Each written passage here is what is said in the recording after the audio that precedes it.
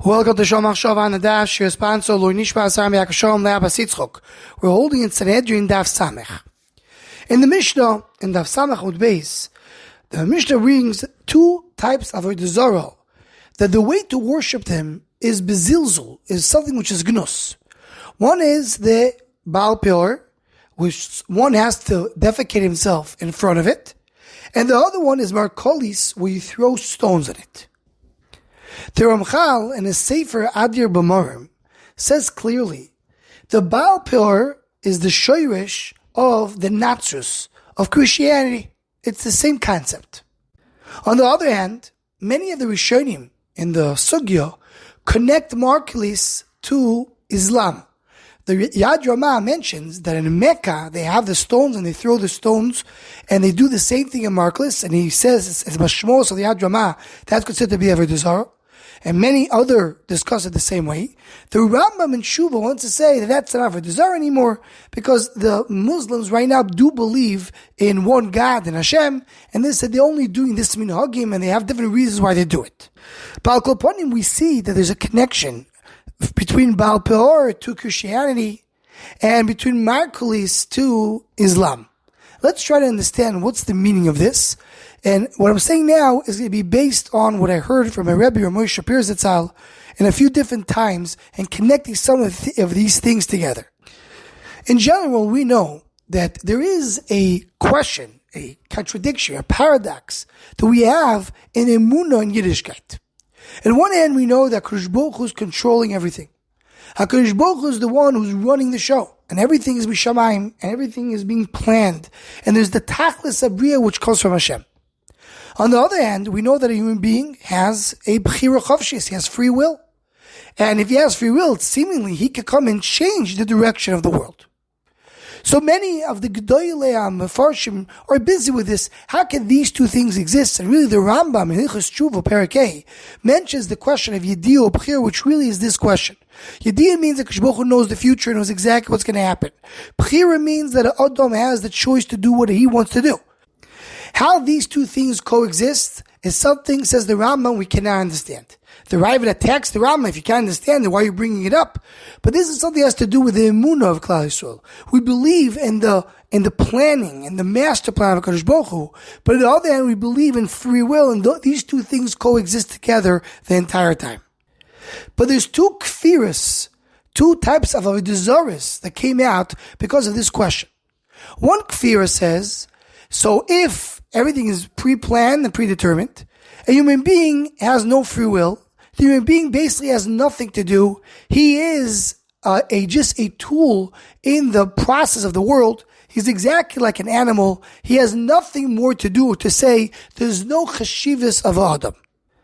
And the other kfir is the exact opposite. The other kfir is that the human being has so much power that he can determine anything in the world, and he can change the course of creation and bring the world to a different destination.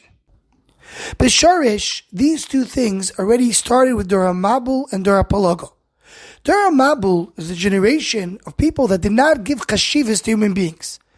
They were shatuf, be'arayas, and gezel, which means they didn't give any importance that this woman belongs to this person, or this money belongs to this person, because a human being has no chashivas, he's not important. Torah Palaga, what do? They build a migdal, a tower, and fight with Hashem. What does that mean? You believe in Hashem and you fight with Him? Yes, because a human being has the power of the free will, they can come and override the hanaga of this world. Ramosha goes on to explain that this is the chiluk between Esav and Yishmael as well. Esav lives lives on a sword, meaning he is in control.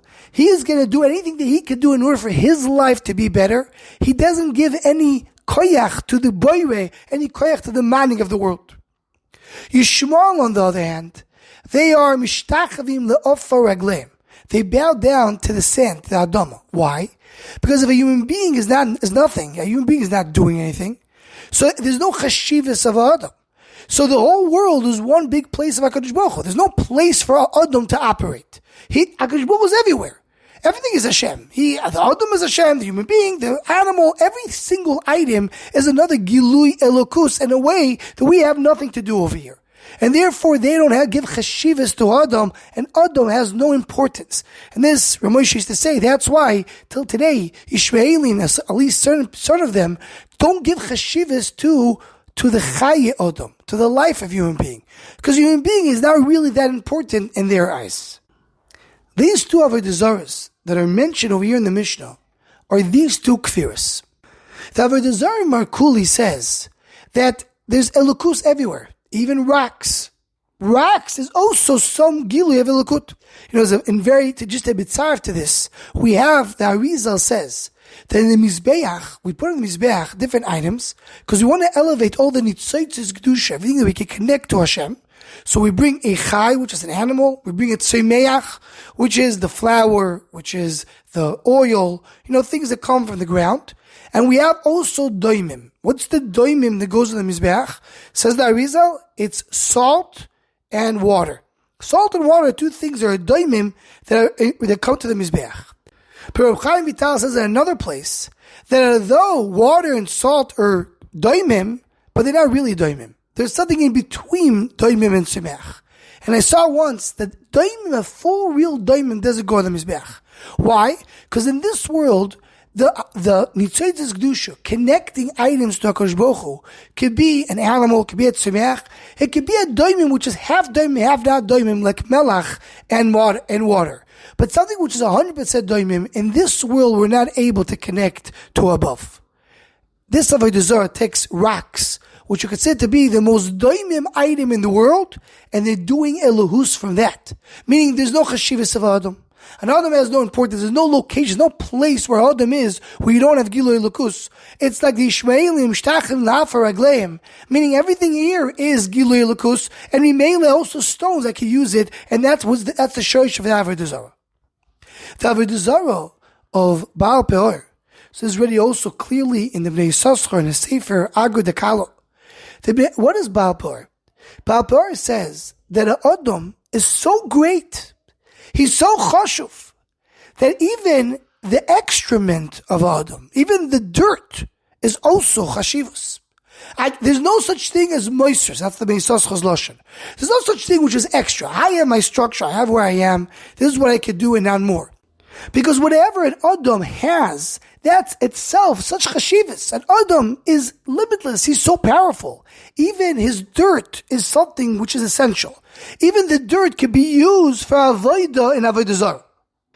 He takes the excrement and put that for the avodah that they consider to be a godly avodah. That's expanding the greatness of an Adam, that everything that comes out of him can be used for Elohus. So we have two Avodah-Zarahs. Each one is a different concept. One is how an Adam is not important at all. There's no place for an Adam. All the doimim is also Elohus. So really Adam is not here. And the other one is the exact opposite. The Adam is so great, is so huge, that even his dirt is also chashivas. And according to what we learned, what Ramosha explained, that is Yishmael and Esav b'sharsham. Yishmael is a lack of chashivas of Adam, and Esav is the expansion of the chashivas of Adam. So we understand why Markulis belongs more to the Ishmaelim. The Rambam says they don't worship it anymore, but it belongs to that sect, and some Rishonim learned that Islam is still Markulis. While Baal Peor, that belongs to Esav, that belongs, says the Ramchal, to Christianity, to the greatness of a human being. The human being himself looks at himself and says, I'm God myself. That's really the shayrish of Christianity, and that connects to Baal Peor.